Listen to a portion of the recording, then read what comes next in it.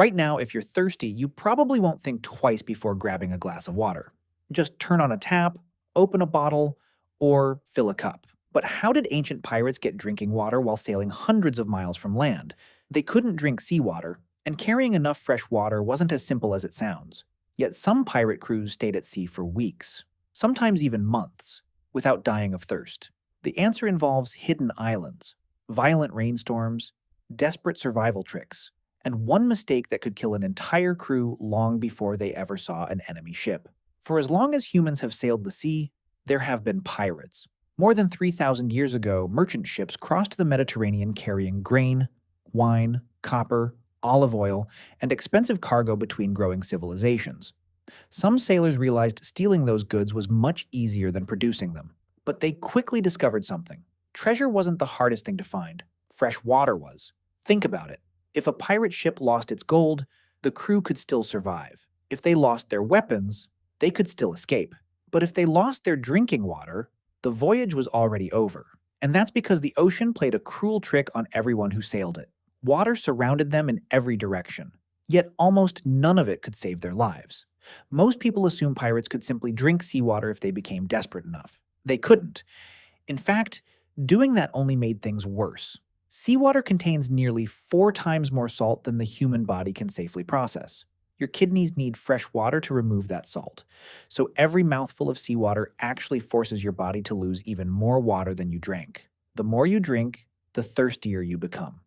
Eventually, dehydration causes confusion, muscle failure, hallucinations, and finally death. For ancient pirates, seawater wasn't an emergency backup. It was the last mistake many sailors ever made. So every voyage started with the same question.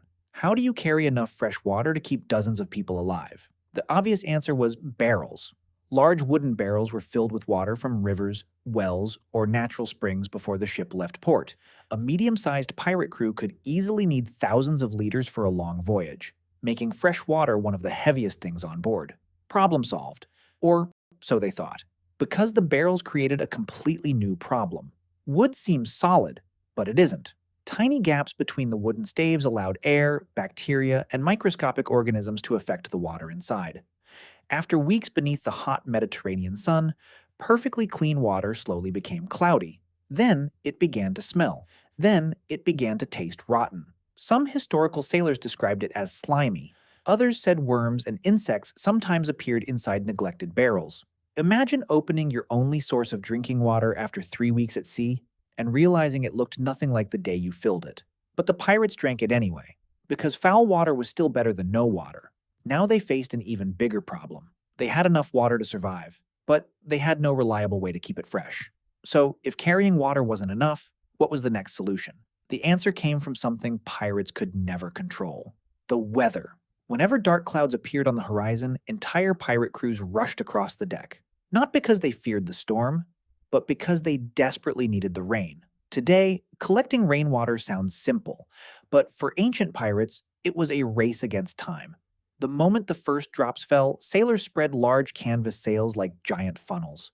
Buckets, wooden tubs, clay jars, anything that could hold water was placed beneath them. Every drop that ran down the fabric was carefully collected before it disappeared into the sea. A single heavy storm could refill enough barrels to keep dozens of men alive for several more days. It was one of the safest sources of fresh water they could ever find.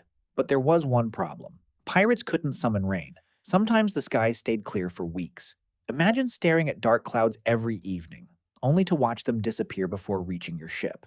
Every sunny day became bad news. Every sunrise meant another barrel getting emptier. And when the last storm was weeks behind them, they needed another plan. The solution wasn't out on the open sea. It was hidden along the coastline. Unlike the giant oceans crossed by later explorers, many ancient pirates operated around the Mediterranean Sea, a region filled with thousands of islands, rocky coves, and isolated beaches. Most people saw empty land. Pirates saw survival. Experienced captains memorized places where fresh water flowed naturally from underground springs. Some streams emptied directly onto small beaches, allowing crews to refill barrels without traveling far inland. These locations became some of the most valuable secrets in the ancient world, not because they contained treasure, but because they contained water. Imagine discovering an island where fresh water never stopped flowing. Would you tell everyone? Probably not. Pirate captains often guarded these locations as carefully as merchants guarded their trade routes. Knowing where fresh water existed could mean the difference between returning home or disappearing forever. Problem solved? Not even close. Because every time pirates sailed toward land, they made themselves vulnerable. Merchant ships often reported pirate activity to nearby cities. Kingdoms placed soldiers near important harbors and freshwater sources. Some islands were already watched by enemy patrols waiting for pirates to appear. The very places that kept them alive could also become deadly traps. Now captains faced an impossible choice: stay at sea and risk dying of thirst, or sail toward land and risk being captured. Neither option was good. So many pirate crews looked for a third solution. Instead of searching for water, they searched for ships carrying it. This is one of the biggest misconceptions about piracy. Movies teach us that pirates hunted ships full of gold. In reality, a merchant ship loaded with fresh drinking water could sometimes be even more valuable. Think about it.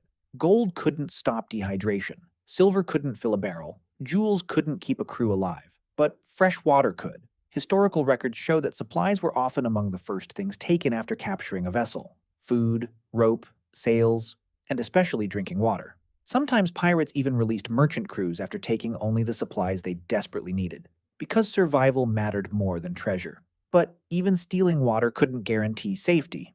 Eventually, those barrels spoiled too. And that's when ancient pirates encountered a problem that no amount of courage, no amount of experience, and no amount of treasure could solve. What happened when the rain never came?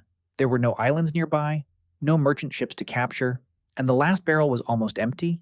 For ancient pirates, this was the moment every captain feared.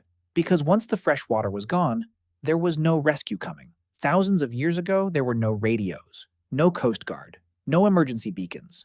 Out there, you survived on your own, or you didn't survive at all. That's why pirate captains became obsessed with something that sounds incredibly boring today: rationing. The moment they realized fresh water was running low, the rules changed overnight. Every sailor received a fixed amount, no exceptions. Not even for the captain. Imagine spending 12 hours rowing beneath the scorching Mediterranean sun. Your clothes are soaked with sweat, your lips are cracked, your tongue feels like sandpaper, and after all that work, you're handed a single small cup of water, knowing it has to last until tomorrow. Suddenly, every drop becomes priceless. Some sailors drank it immediately, others forced themselves to take tiny sips throughout the day, not because it gave them more water, but because it made the feeling of thirst easier to endure. And when even that wasn't enough, they started changing the way they lived. Crews avoided unnecessary work during the hottest hours of the day, repairs were delayed until sunset, heavy tasks were moved to early morning whenever possible. Every drop of sweat they prevented was another drop of water their bodies didn't lose. It sounds simple, but in a world where fresh water determined whether you lived or died, small decisions became survival strategies. Some historical accounts even describe desperate sailors chewing on small pebbles, rope fibers, or pieces of cloth. Not because they believed it created water, it didn't. The movement simply encouraged saliva, making their mouths feel less painfully dry. It was a psychological trick. But sometimes, psychology was all they had left. And here's something that surprised historians. Pirates didn't always choose the shortest route across the sea. Sometimes they deliberately sailed farther. Why? Because the longer route passed islands with reliable freshwater springs. Think about that. They were willing to spend extra days at sea, burn more supplies, and even risk encountering more enemies, just for the chance to refill their barrels. That tells you exactly how valuable fresh water really was. In fact, experienced navigators often protected the locations of hidden springs more carefully than they protected stolen treasure. A chest full of gold could make you rich.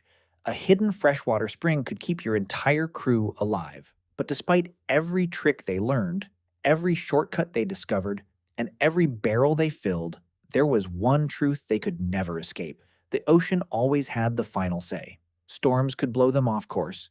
Enemy ships could block access to land. A single leaking barrel could destroy weeks of careful planning. Sometimes, survival came down to nothing more than luck. And that's when you realize something remarkable. History usually tells us pirates conquered the sea. The reality was almost the opposite. Every single day, they were fighting not to conquer the ocean, but simply to survive it. And the greatest battle they fought wasn't against enemy ships. It was against thirst itself. So, After thousands of years of sailing, how did ancient pirates get drinking water at sea? The answer was never just one method. They carried fresh water in wooden barrels. When that wasn't enough, they prayed for rain. When the skies stayed clear, they searched for hidden freshwater springs on isolated islands. If they couldn't find land, they looked for merchant ships carrying supplies.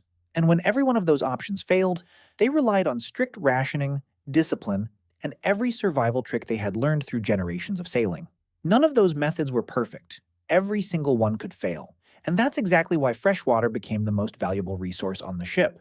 When we think about pirates today, we imagine overflowing treasure chests, gold coins, silver bars, precious jewels. But imagine standing on a pirate ship in the middle of the Mediterranean. One barrel is filled with gold, the other is filled with clean drinking water. You're allowed to keep only one. Which one are you choosing? The answer is obvious. Because one keeps you rich, the other keeps you alive. History remembers pirates because of the treasure they stole. Movies remember them because of their battles. Legends remember them because of buried gold. But the people who actually lived that life understood something completely different. Treasure wasn't what determined whether a voyage succeeded. Fresh water did.